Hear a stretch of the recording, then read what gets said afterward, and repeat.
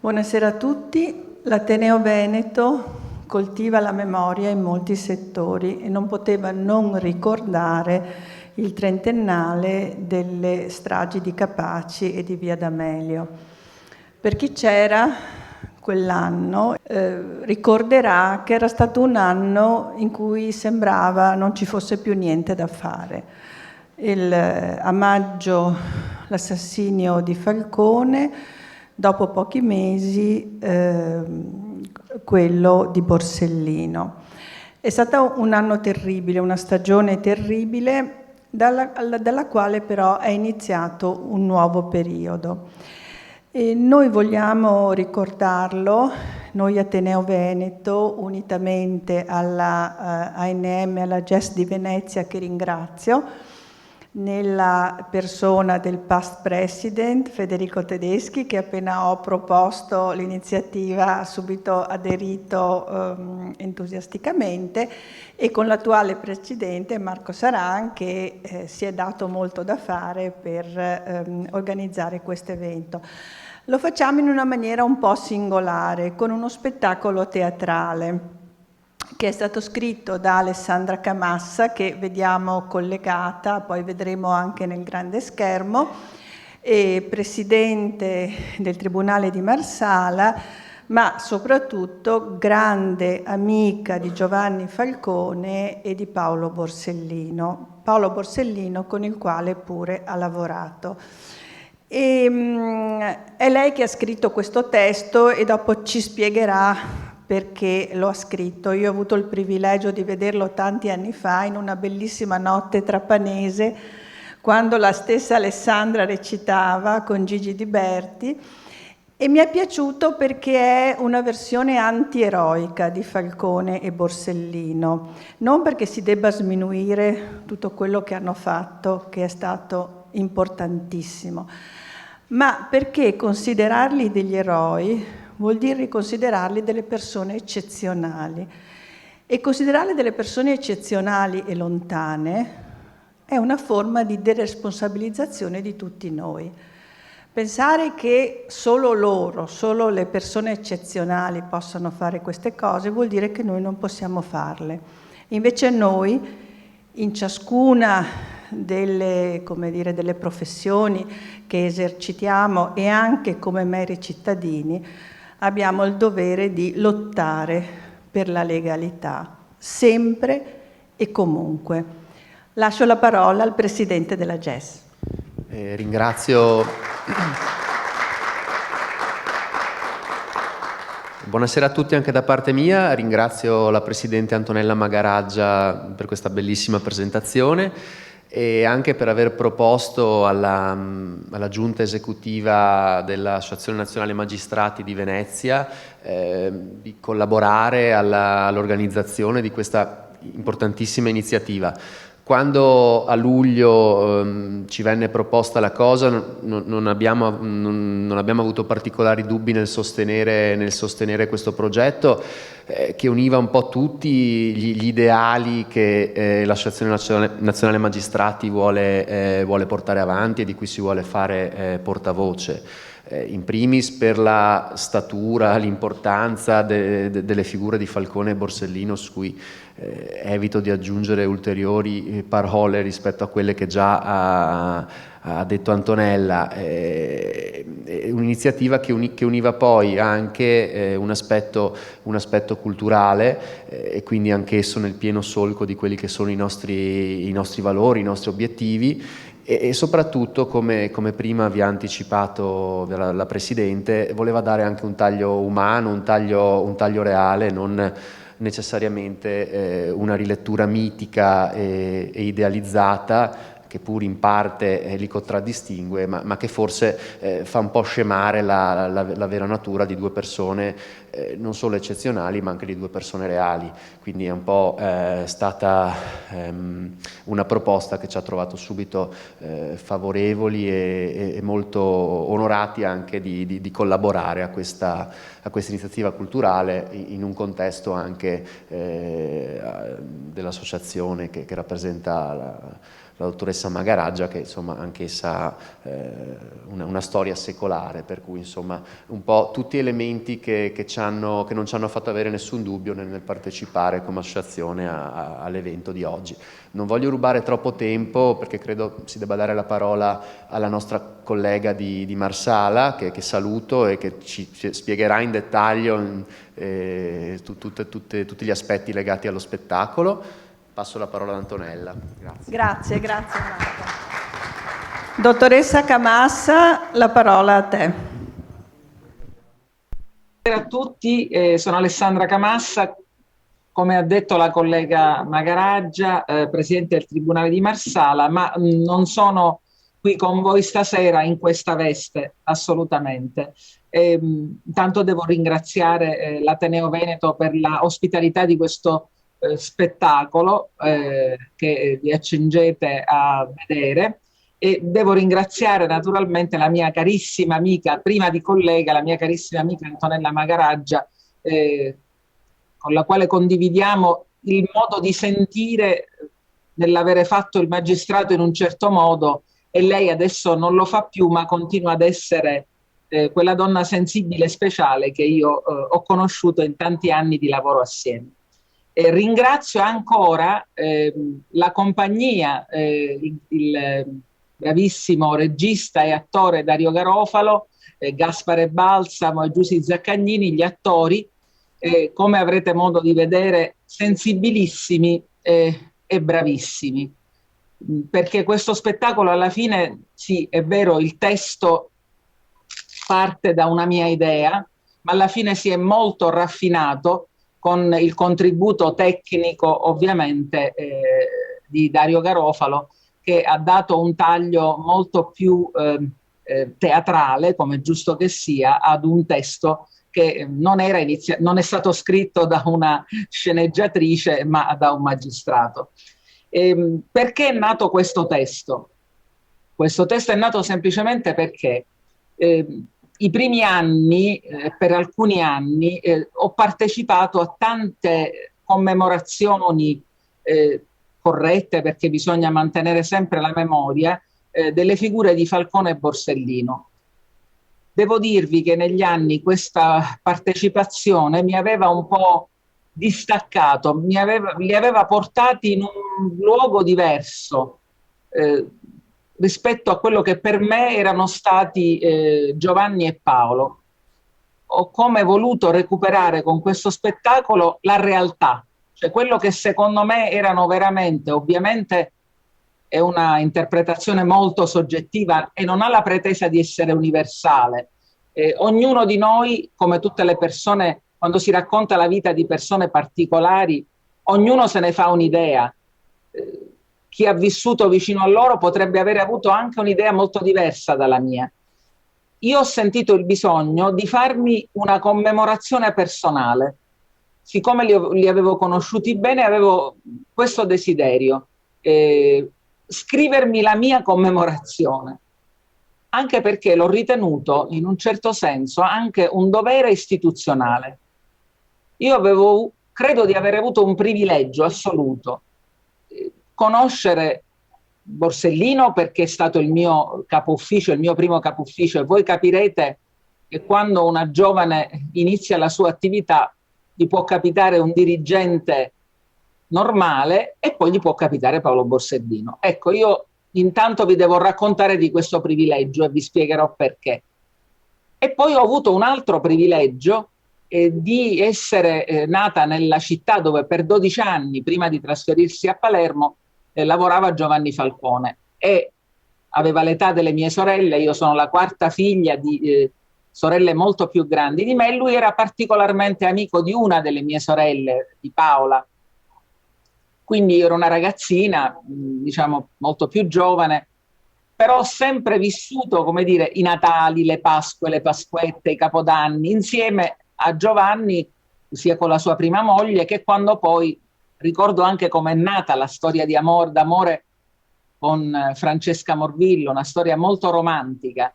Quindi, come dire, ho visto Falcone nella sua veste istituzionale, perché poi sono diventata collega, e quindi, ma l'ho visto alle feste, ai compleanni, come dire, nella vita quotidiana. Quindi io mi sono sentita di avere un privilegio, e questo privilegio mi sono sentita istituzionalmente tenuta, come dire, ad esportarlo agli altri, a dire: guardate, io li ho conosciuti abbastanza bene entrambi e ve li voglio un po' raccontare al di là delle commemorazioni, quindi non come Falcone e Borsellino, ma forse più come Giovanni e Paolo. E allora io non voglio entrare nella trama, nella tessitura dello spettacolo, perché non si fa mai, non è corretto. È bello vedere lo spettacolo come dire, senza saperne prima il contenuto, quindi non faccio anticipazioni. Vi dico soltanto, ecco, che da questo spettacolo emergono due figure molto particolari. Io non ho mai visto due amici più diversi, ecco, veramente due personaggi assolutamente autonomi. Voi capirete, intuirete dal contenuto che siamo in presenza di un uomo contemporaneo, Falcone, e un uomo antico, Borsellino.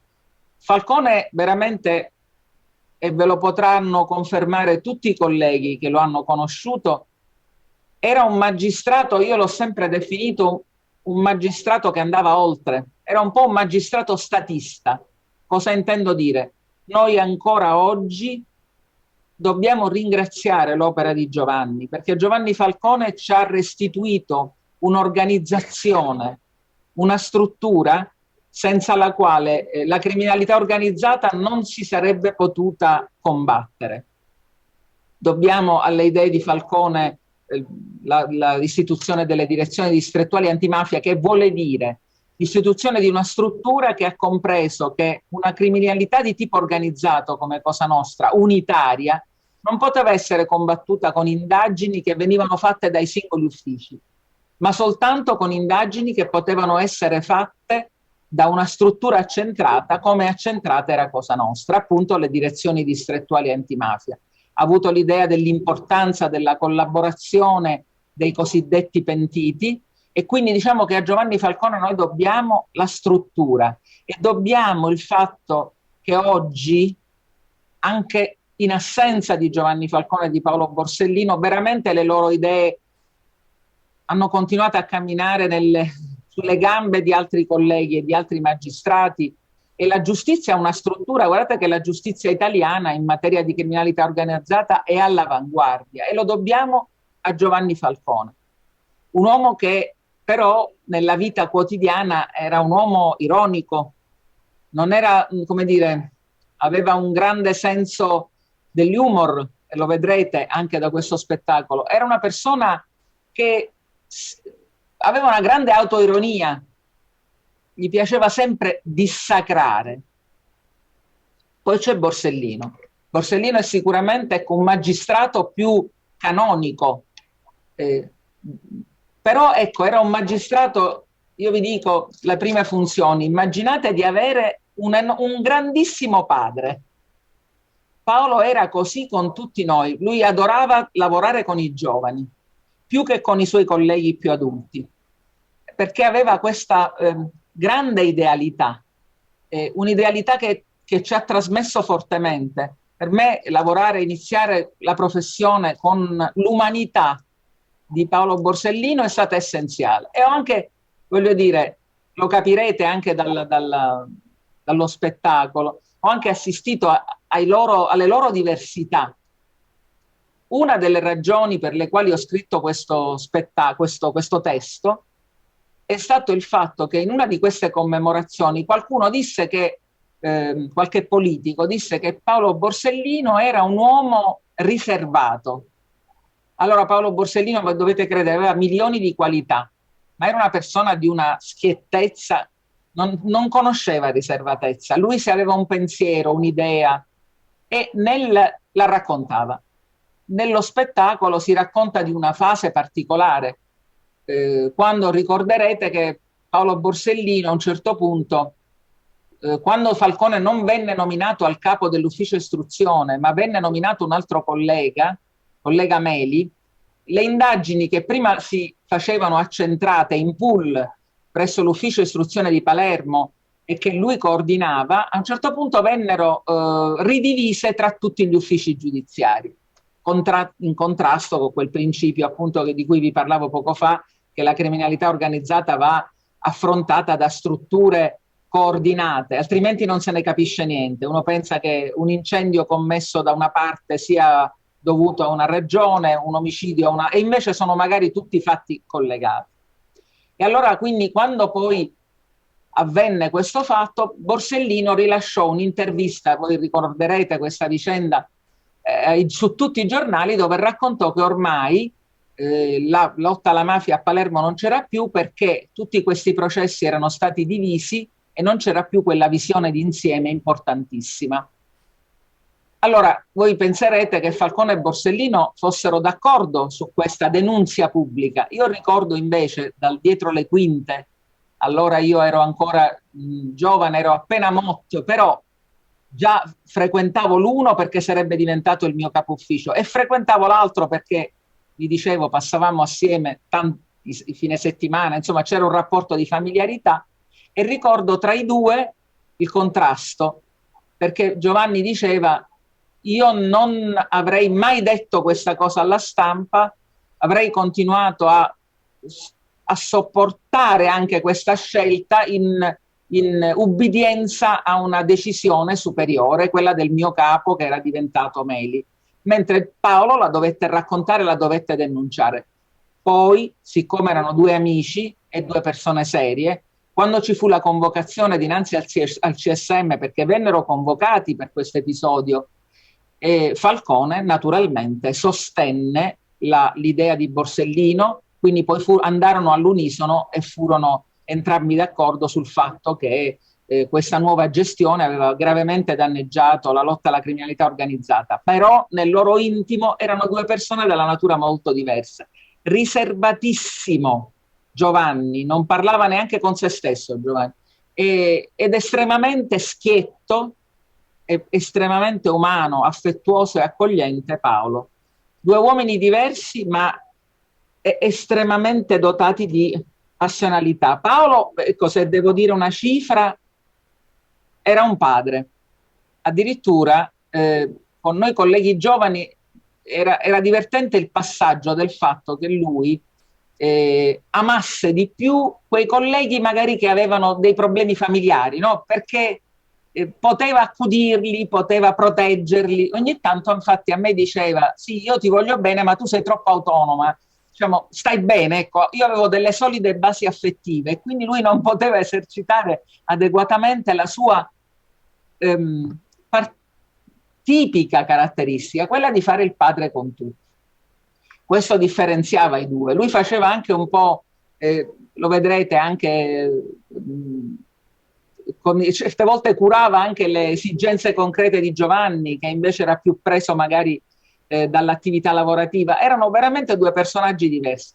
Tanto erano diversi che è vero che avevano lavorato assieme, avevano lavorato bene durante l'istruttoria del grande maxi processo, del primo maxi processo. Però è vero anche che quando Paolo diceva tornerò a Palermo, sì, però quando Giovanni farà altro, perché noi due siamo insieme, ci vogliamo tanto bene, però le nostre personalità sono davvero diverse. Quindi vedete, erano veramente persone diverse, dotate di un carisma particolare, però ecco, anche lo vedrete nello spettacolo, non c'era eroismo in loro. C'era quello che io spero di aver ereditato un po', un grande amore per il loro lavoro. E alla fine dello spettacolo, vedete, lo spettacolo si chiude con questo inno d'amore al loro lavoro. un amore veramente, una passione che loro sentivano e che trasmettevano. Ecco, se io un augurio do a me stessa e a tutti i colleghi che continuano a fare questo difficile, bello e difficile lavoro, è quello di metterci quella passione, quella sensibilità e come dire, quel credere nello Stato. Ecco, perché prima di tutto, con tutti i difetti, con tutte le difficoltà, Paolo Borsellino e Giovanni Falcone avevano una grandissima fedeltà allo Stato. E in un momento storico dove tutte le istituzioni e la magistratura in primis è sempre attaccata e loro stessi furono estremamente attaccati dai colleghi, dai non colleghi, dalla politica, dall'opinione pubblica, alle volte considerati sceriffi, criticati sulle cose più stupide. E Dio solo sa quanto hanno sofferto per la polemica dei professionisti dell'antimafia, che proprio, diciamo, bollare Falcone e Borsellino come professionisti dell'antimafia è stato veramente un delitto, ecco, un delitto che è stato commesso nei confronti della verità, perché erano persone di una grandissima serietà professionale. Però nonostante tutte queste critiche, lo so perché l'ho vissuto, nonostante dopo la morte di Falcone, quando veramente Paolo poteva essere avvilito, depresso, certo era estremamente addolorato, però vi assicuro che aveva lo stesso entusiasmo dei primi giorni lavorativi, anzi credeva nell'importanza di trovare qualcosa, di capire che cosa era successo e cosa ci fosse dietro l'omicidio di Giovanni. Questo, diciamo, è, se poi vi volete chiedere qualche altra cosa, per carità, ma diciamo questo in sintesi è quello che poi troverete un po' nello spettacolo, che troverete nel testo, insieme, diciamo, all'interpretazione poetica ed elevata che ne ha dato Dario Garofalo e che certamente io non ero riuscita a dare al testo scritto.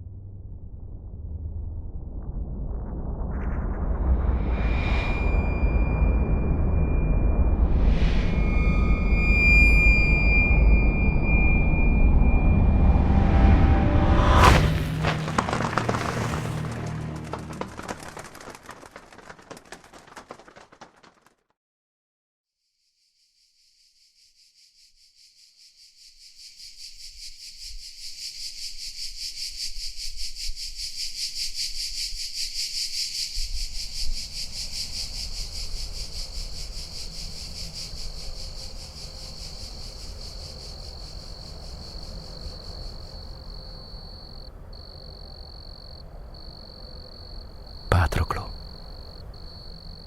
perché noi uomini diciamo sempre, per farci coraggio, ne ho viste di peggio, quando dovremmo dire il peggio verrà. Achille, non ti riconosco più, ma sì. Stasera so che non c'è differenza fra noi altri e gli uomini vili. Per tutti c'è un peggio, e questo peggio viene per ultimo, viene dopo ogni cosa e ti tappa la bocca come un pugno di terra.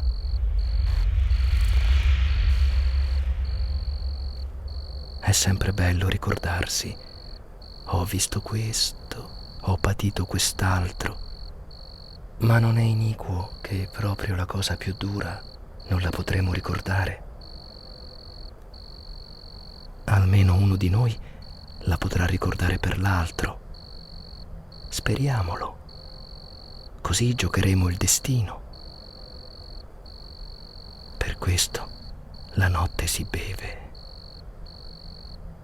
Hai mai pensato che un bambino non beve? Perché per lui non esiste la morte. Tu, Patroclo, hai mai bevuto da ragazzo? Voglio dire, quando insieme giocavamo e cacciavamo, e la giornata era breve, ma gli anni non passavano mai. Tu sapevi cos'era la morte, la tua morte, perché da ragazzi si uccide, ma non si sa cos'è la morte. Poi viene il giorno che d'un tratto si capisce, si è dentro la morte, e da allora si è uomini fatti, si beve, si passa la notte impazienti. Hai mai veduto un ragazzo ubriaco? Non lo so, Achille, non ricordo. Mi pare di avere sempre bevuto e ignorato la morte.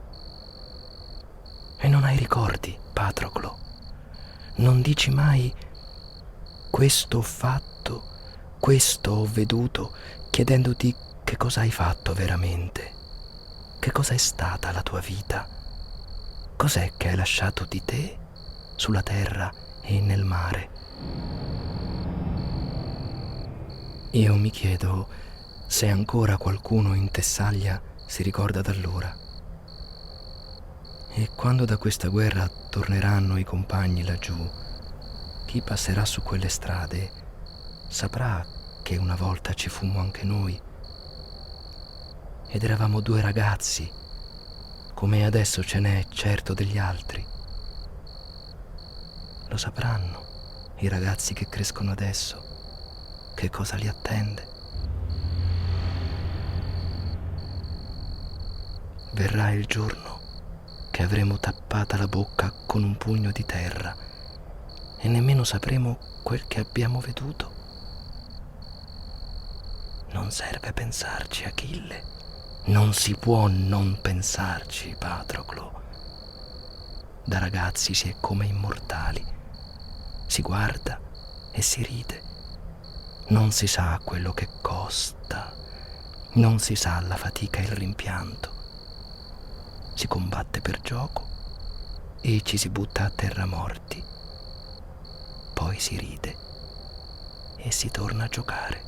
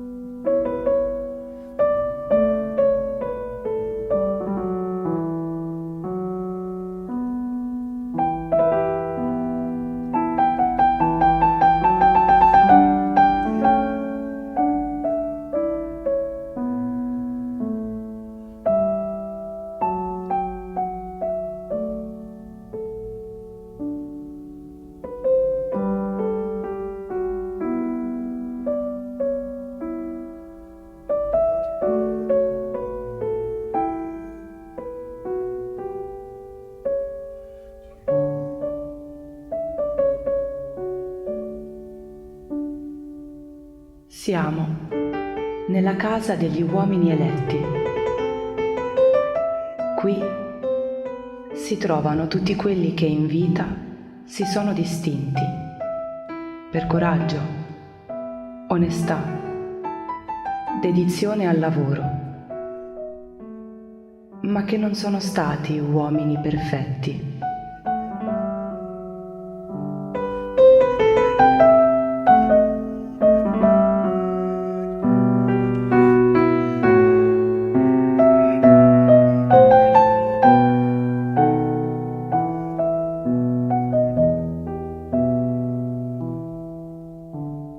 In questo luogo privilegiato, ognuno sceglie liberamente dove collocarsi.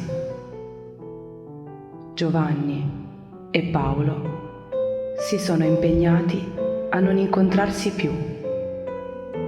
Hanno fatto scelte diverse. Giovanni si circonda di amici che lo sanno far ridere. Paolo di giovani da educare.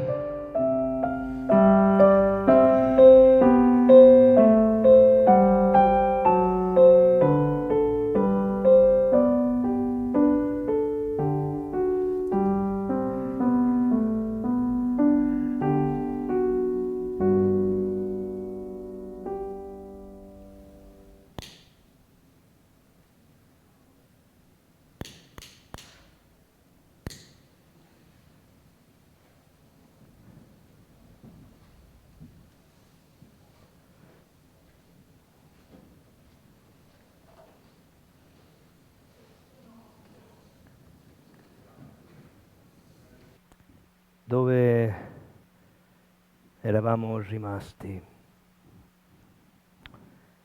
Dalle nostre indagini sono emerse tutta una serie di rapporti fra esponenti politici e organizzazioni mafiose che nella requisitoria del maxi processo abbiamo definito contiguità, delle situazioni di vicinanza o di comunanza di interessi che però non rendevano automaticamente il politico responsabile del delitto di associazione mafiosa.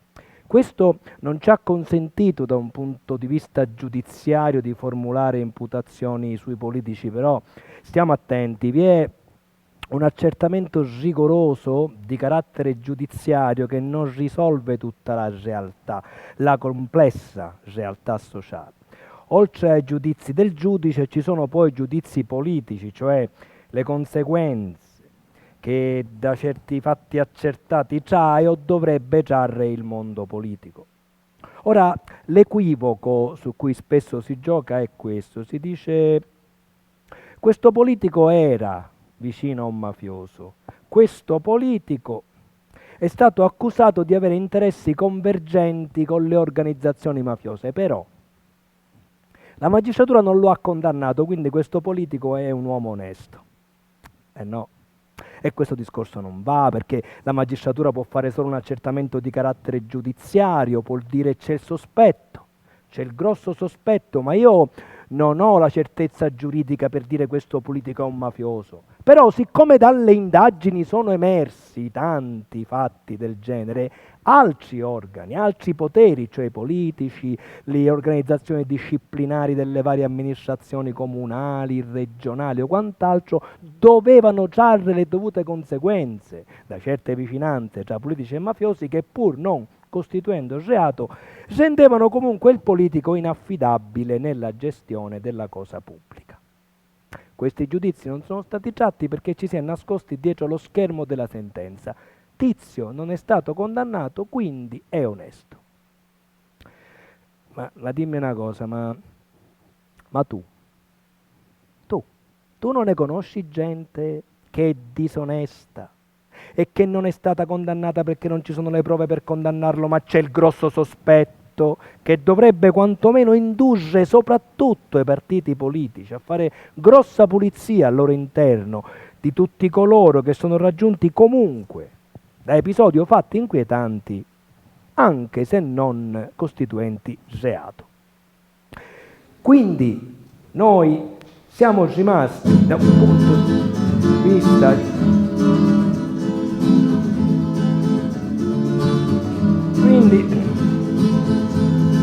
quindi noi da un punto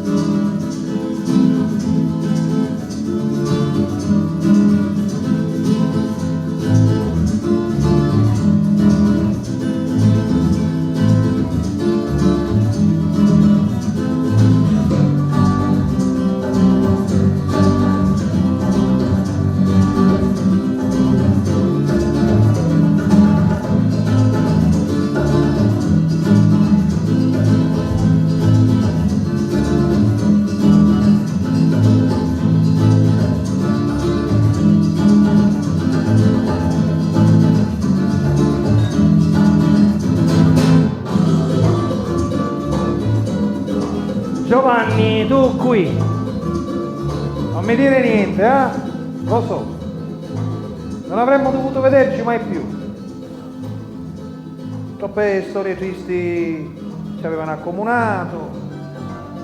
E poi il mio carattere, è vero. Però anche il tuo, Paolo. Scusami se te lo dico, ma tu hai fatto sempre la parte del buono. E io la conosco, la tua spavalderia, che per me era ingenuità. Parlavi, ti fidavi di tutti, dei casi, delle inchieste, riservatezza zero. Basta con sta musica! E io te l'ho sempre detto, Paolo, gli amici, i collaboratori vanno selezionati accuratamente, invece tu niente, ostinato. Sono uomini delle istituzioni e quindi bisogna fidarsi. Ma noi lavoravamo in Sicilia, Paolo. Ci sarebbe voluto un poco più di prudenza, tu che dici? Giovanni, ti trovo veramente in grande forma. Grazie, non c'è male. Sì, in effetti la scelta di stare lontani è stata più mia che tua. Due caratteri troppo forti alla lunga contrastano e poi... E poi siamo diversi, Giovanni.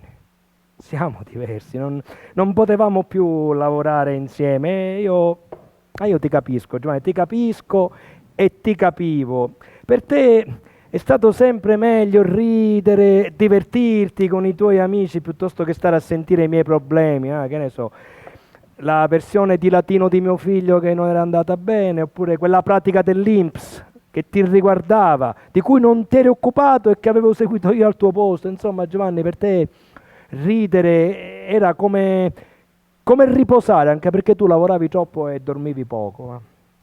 Infatti io la volevo cambiare questa terra. La politica volevo cambiare e ritenevo di poterci riuscire. Volevo fare leggi nuove, modificare le strutture, entrare nelle banche, cambiare l'economia.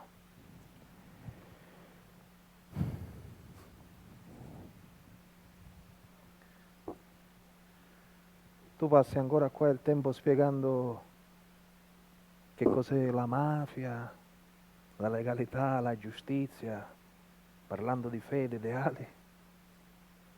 Scusa Giovanni, fammi capire una cosa, ma se è questo che pensi di me, e sono bravo solo a parlare, ma perché mi sei venuto a cercare? De Paolo, non fare l'offeso, stavo scherzando. Giovanni, perché mi sei venuto a cercare?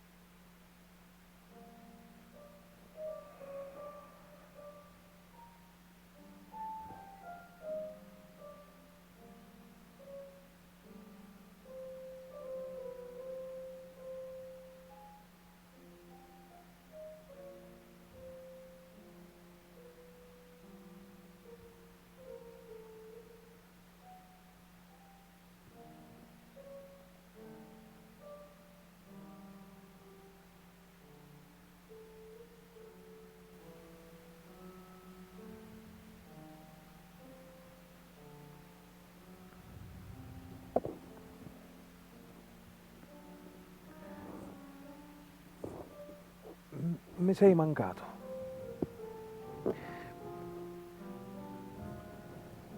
Mi manchi, Paolo. Io ho bisogno di parlare con qualcuno che capisca quello che dico. Troppe cose sono cambiate da quando siamo andati via. Ma ci pensi? Ci sono verbali di dichiarazione di uomini d'onore, risalenti addirittura al 1937, come quelli del dottor Allegri di Castelvetrano, che spiegavano esattamente Cosa Nostra come ce l'hanno spiegata a noi molto più tardi Buscetta e Contorno. E nessuno ha mai fatto niente. Cosa Nostra è una struttura organizzata, Paolo, un vero e proprio Stato dentro lo Stato. Noi siamo stati bravi, Paolo, bravi magistrati, altro che eroi. Noi siamo stati due che abbiamo voluto conoscere e capire, con una certa ostinazione.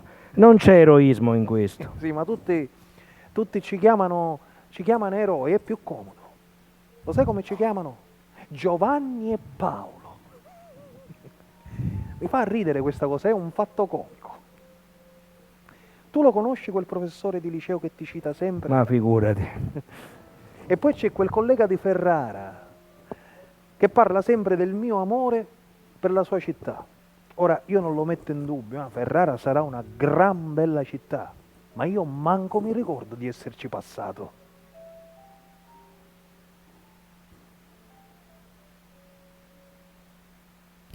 No, Giovanni, non ho sete.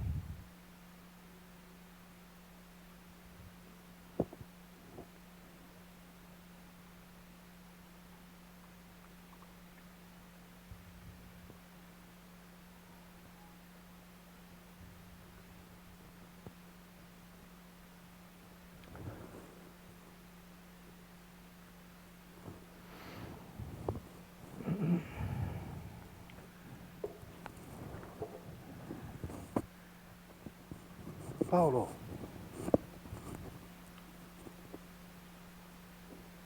tu che ne pensi?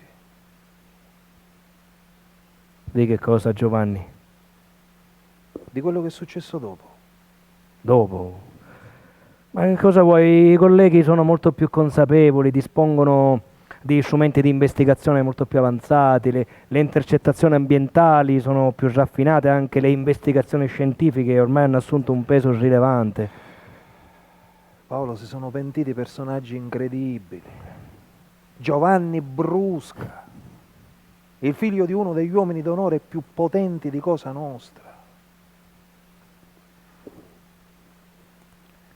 La legislazione sui collaboratori di giustizia ha raggiunto risultati fino a prima inimmaginabili. Certo, si capisce. Anche l'organizzazione delle procure distrettuali che secondo il tuo desiderio si sono andate ad occupare esclusivamente di criminalità organizzata, alla fine ha dato ottimi risultati. Ma che vuol dire alla fine? Tu sei sempre stato scettico su questo e invece è andata proprio come io avevo previsto. Sì, è andata come tu avevi previsto, ma Cosa Nostra sempre lì è, Giovanni, dove l'abbiamo lasciata? Il crimine organizzato resiste, nonostante la tua idea che la mafia, anche la mafia, come tutti i fenomeni umani, dovrà un giorno avere una fine. E io questo lo penso ancora e anche tu lo pensi, non fare il disfattista che non lo sei mai stato. Noi siamo servitori di uno Stato che vince, che deve vincere anche se arranca. Sì, ma se lo sanno che Cosa Nostra ha cambiato strategia, ma mi vuoi spiegare perché non riescono a prevenirne le mosse? Basterebbe leggere i verbali di certi processi. Ce n'è uno, processo a Peppe Ferro, te lo ricordi a Peppe Ferro? Peppe Ferro, il vecchio mafioso alcamese coinvolto nel rapimento di Francaviola. Perfetto. Che ha la solita memoria, è impressionante. Se tu vai a leggere i verbali di Peppe Ferro, si capisce perfettamente. Facciamolo. Che cosa, Giovanni? Il processo. Ma no, non mi sento, poi qui davanti a tutti Ma davanti a tutti chi? Qua nessuno ci vede e nessuno ci sente. Ma perché a fare sto processo, Giovanni? Per divertirci.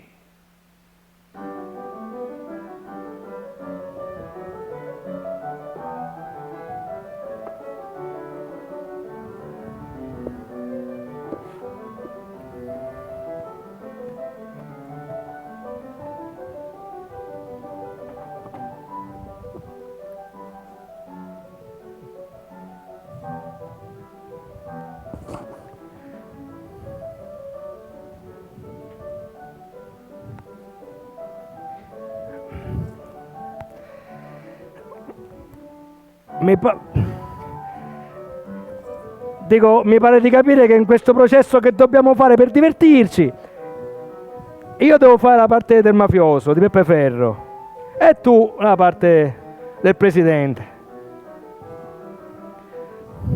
Ma non è che me lo ricordo bene, cioè dicevo per dire, proprio preciso. Avanti, dai!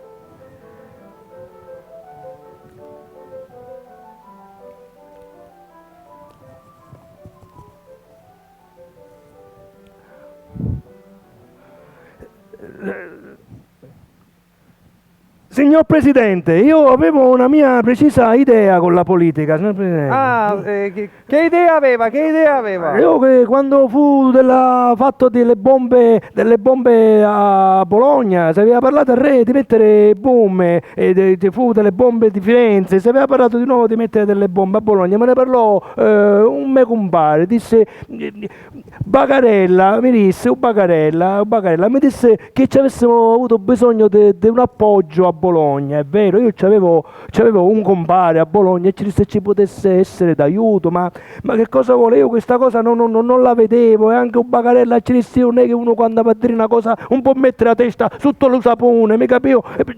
Imputato Ferro, un attimo, la fermo un attimino perché deve parlare però in italiano perché sennò qua non la capiamo bene. Ragione, Presidente. Allora, quando si parlò di nuovo di mettere le bombe a Bologna, dice che volevano che facevamo scruscio, per a dire rumore, volevano che facevamo rumore. Mi scusi, lei sta dicendo volevano, dico, ma chi erano questi volevano? No, signor Presidente, certe domande nella mafia non si possono fare, non è che ci potevo chiedere chi, non chi, c'era da fare questa cosa e si doveva fare in qualche misura. E io, insomma, questa cosa comunque io di mettere le bombe non la vedevo, perché ci disse Bagarella. Fin tanto che noi altri ammazziamo magistrati, carabinieri, finanzieri, il discorso è tra noi altri, ce lo gestiamo, loro ci ammazzano con l'ergastolo e noi reagiamo come possiamo. Ma quando ci sono queste cose di bombe e vanno a morire gente civile, femmine, magari picciliddi, il discorso non ci può vedere più nessuno a noi, neanche il Padre Eterno ci può vedere più. Io sta cosa non ne la vivo, ci disse, io vivo un altro tipo di discorso. Siccome c'è la legge Gozzini, con la legge Gozzini dopo 5 anni facendo il buon comportamento i ragazzi escono dalle carceri, no? E noi dobbiamo cominciare a lavorare così, di fino, di soldi, di soldi, va, noi dobbiamo prendere i soldi, li prendiamo noi dagli appalti pubblici, li prendiamo e li dobbiamo dare ai segretari dei partiti politici, dobbiamo dire di portare lavoro in Sicilia. Questo è quello che noi dobbiamo fare. Che cosa ci interessa a noi di ammazzare i carabinieri, di ammazzare i magistrati? Certo, se c'è di ammazzare qualcuno, dico, se siamo di necessità, ma cominciamo a lavorare di un'altra maniera, di soldi, di politica, e così aiutiamo pure le famiglie dei decarcerati che dopo 5 anni poi escono dalle galere.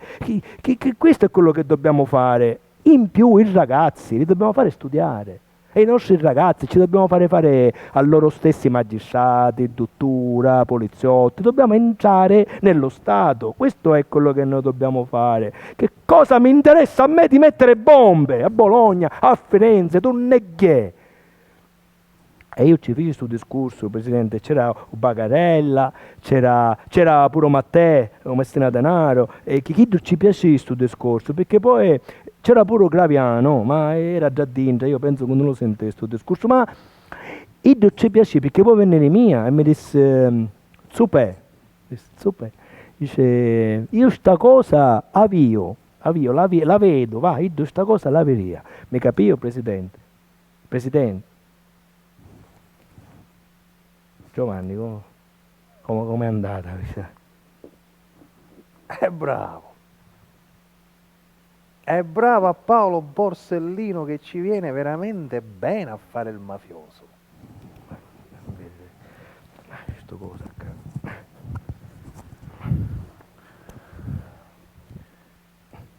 Ma non è che c'era bisogno del signor Ferro per capire che tutto è cambiato. Io non ho mai puntato esclusivamente sulle responsabilità politiche, ma la situazione oggi è fin troppo evidente. I poliziotti e i magistrati lo sanno chi sono i mafiosi. E mentre ne arrestano 20, altri 20, magari parenti dei primi, vengono protetti dallo Stato perché la politica ha bisogno della mafia per avere il consenso elettorale. Basta vedere ora l'utilizzo che si fa delle estorsioni. Oramai il pizzo si fa pagare anche alle attività più modeste, non certo per avere un ritorno economico, ma per avere un massimo controllo sul territorio e poter controllare il momento elettorale. La politica ha bisogno della mafia per vincere le elezioni. È un circolo vizioso.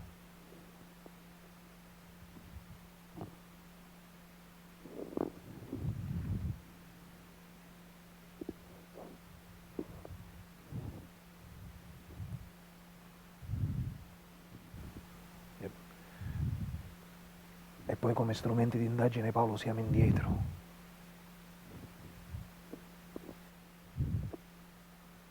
Le leggi sono inadeguate.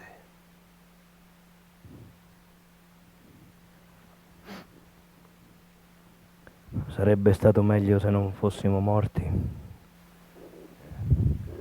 Se non fossimo morti staremmo ancora a giudicare gli omicidi degli anni 60, altro che legge sui collaboratori di giustizia. La storia non può tornare indietro. Non fare il disfattista, che non lo sei mai stato. Ma ancora disfattista, Giovanni? Io disfattista, Amuni? Stavo scherzando.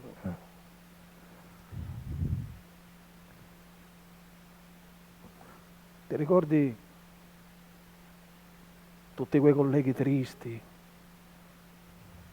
con l'espressione provata, che non ridono? Perché chi combatte la mafia non ride. Sì, me li ricordo molto bene, Giovanni. Quando si fa un mestiere come il nostro, non si dovrebbe essere... Vabbè.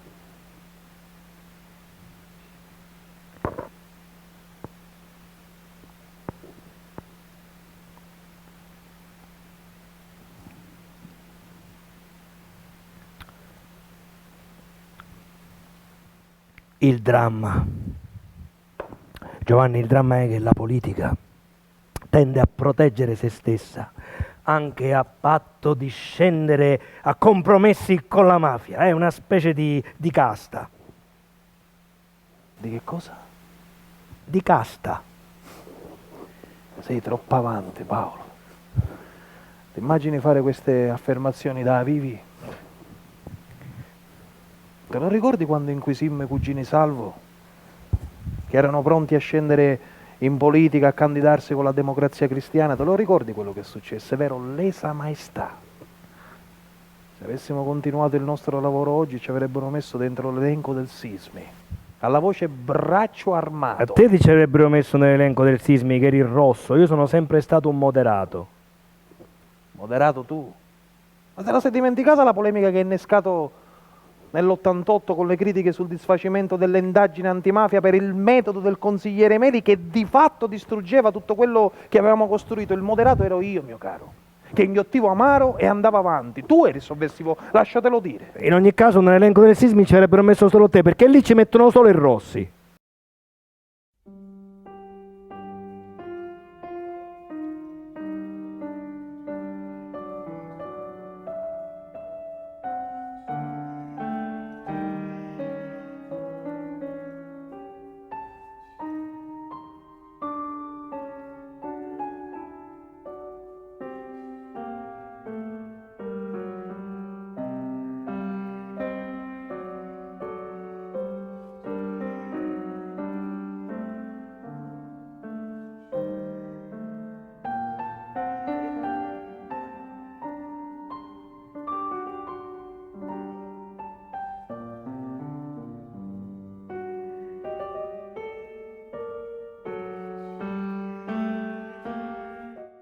Non ci credo. Che è successo? Pure lui. Lui chi? Paolo, Giovanni. è qui. Ma chi?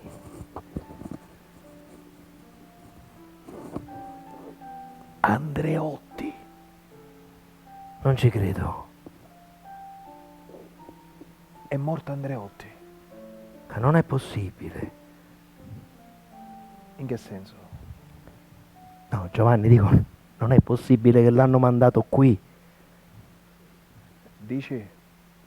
Ma Giovanni, Andreotti qui.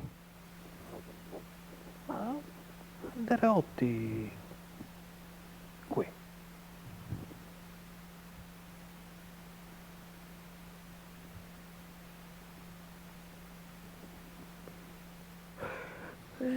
Certo, ogni volta che si indaga su un politico si parla di complotto. Se continuano così, va a finire che rivalutano le nostre figure, potrebbero cancellarci da tutte le strade d'Italia. Magari. Con tutte le maledizioni che ci arrivano per i ritardi all'aeroporto Falcone Borsellino di Palermo. Ah, Giovanni, dai, non scherziamo.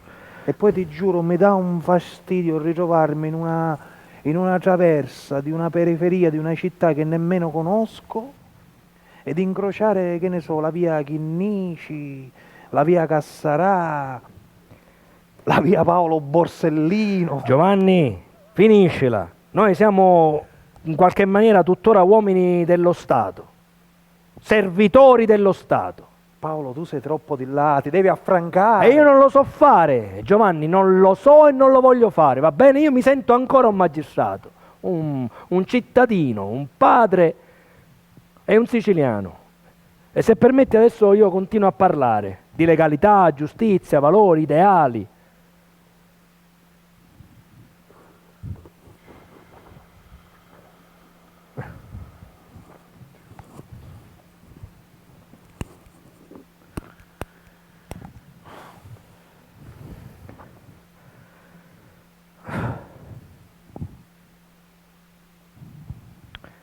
Io la capisco la tua strategia, Giovanni, tu fai finta di non vedere quello che succede laggiù per non soffrire.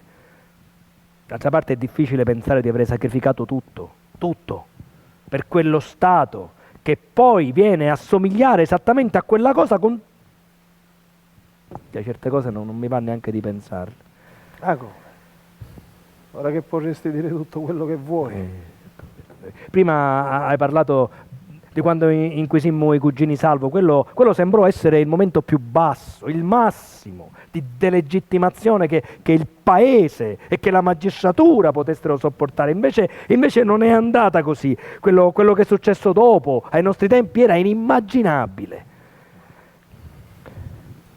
Lo vedi? Stiamo parlando della corruzione dei tempi moderni come due vecchi. Perché? Tu pensavi che la nostra morte avrebbe fermato il tempo?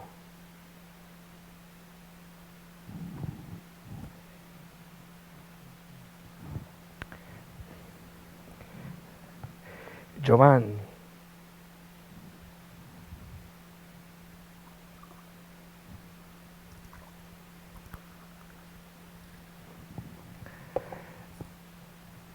Giovanni,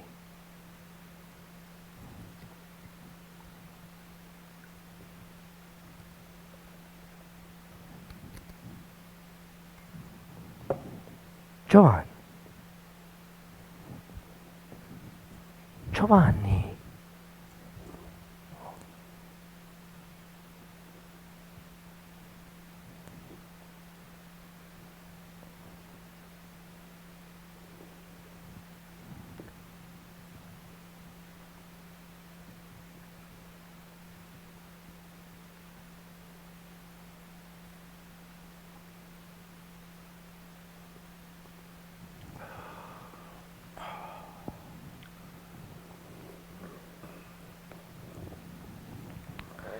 Sai, dice che dopo la nostra morte, no, abbiano chattato e dicono che io sapessi.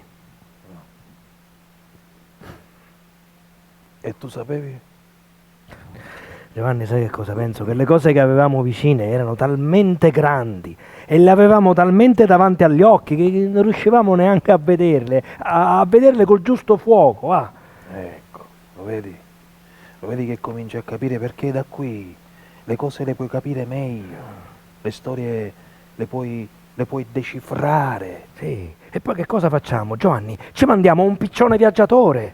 Veramente, nemmeno tu mi sembri, Paolo, manco un siciliano sempre.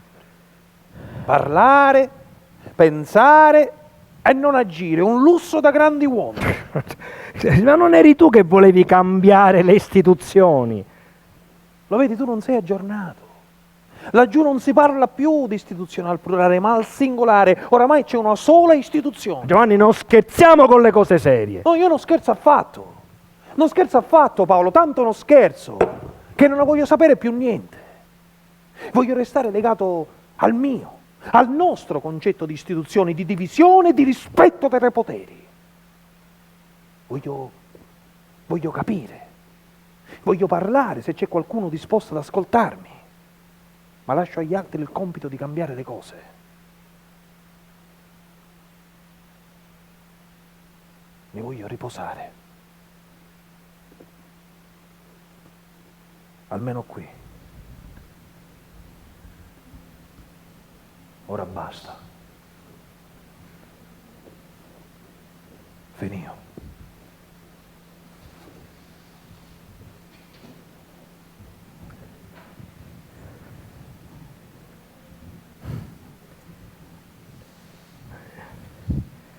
Hai ragione, Giovanni. Ma io non me ne faccio capace di essere finito qui. Dico, ma tu non hai nessun rimpianto?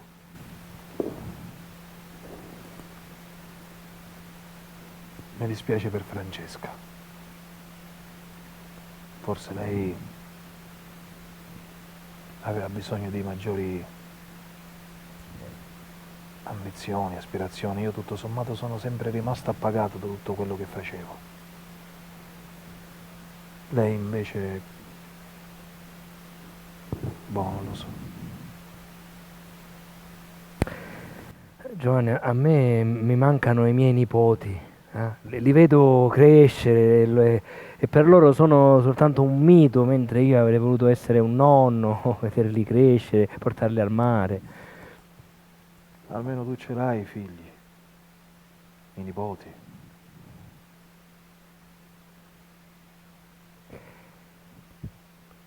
E poi, Giovanni, mi manca l'odore dei fascicoli.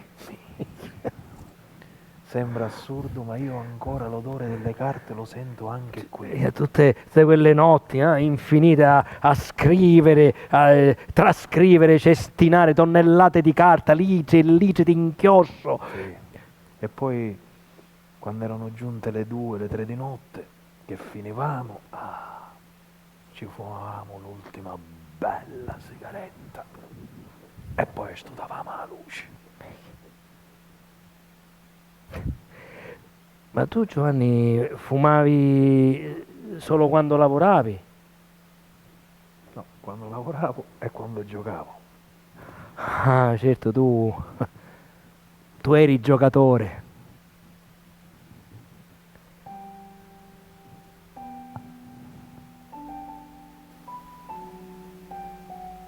Io sono giocatore.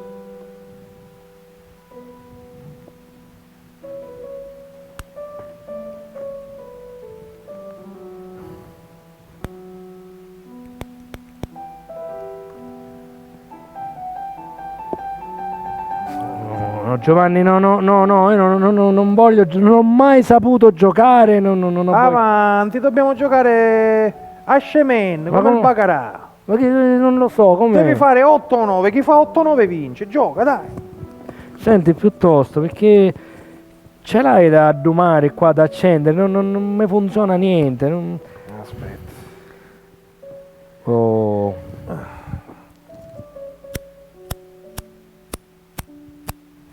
Niente. Qui ci hanno tolto pure il fuoco, ci hanno tolto. Veramente ce l'avevano tolto pure prima. Solo che poi ce l'hanno dato con tutti gli interessi. Boom! Che Giovanni, ma quando scherzi così sei insopportabile. Sei. Avanti, gioca.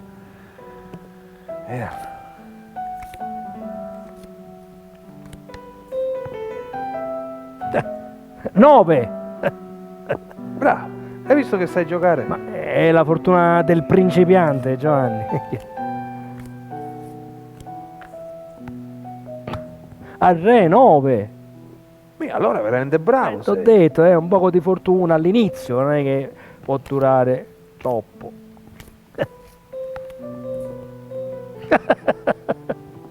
9. Allora... Dai, gioca, ormai abbiamo cominciato, dobbiamo finire, o no? E poi il gioco è così, la fortuna gira. Ecco, vedi, appunto, adesso 8. No, basta. Dai, Non gioco più. dai, Basta. faccio io le carte, dai, avanti. Ecco. No, sono finite le carte, Giovanni, non... Giusto che ora facevo 9.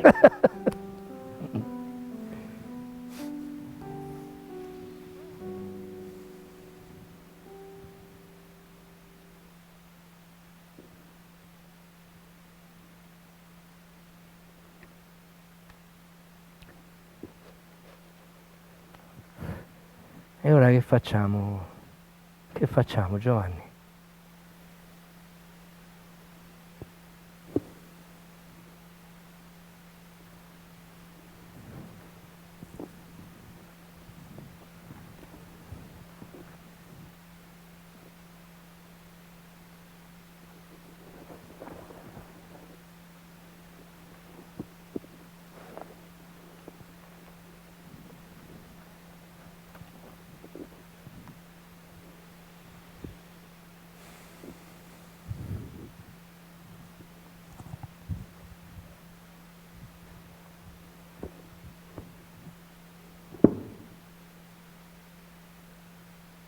Braccio di ferro. Braccio di ferro.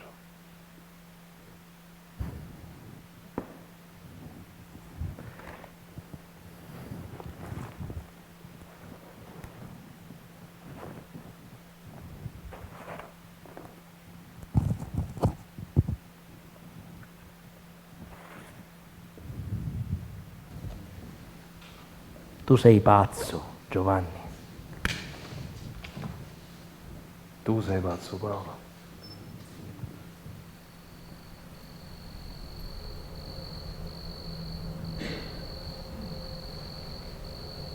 Achille, quando torneremo in campo, torneremo, sta certo, Patroclo. Un destino ci aspetta.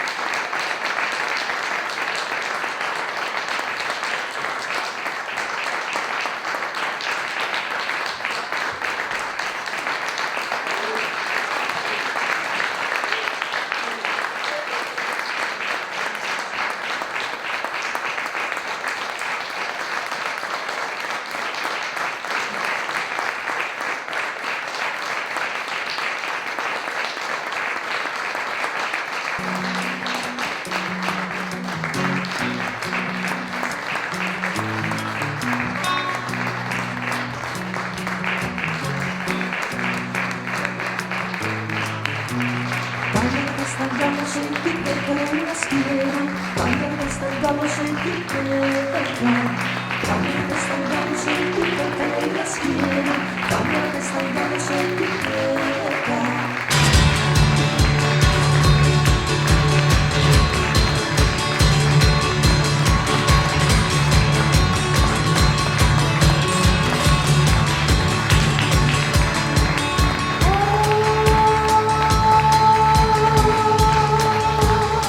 Con mare mia, con mare mia, con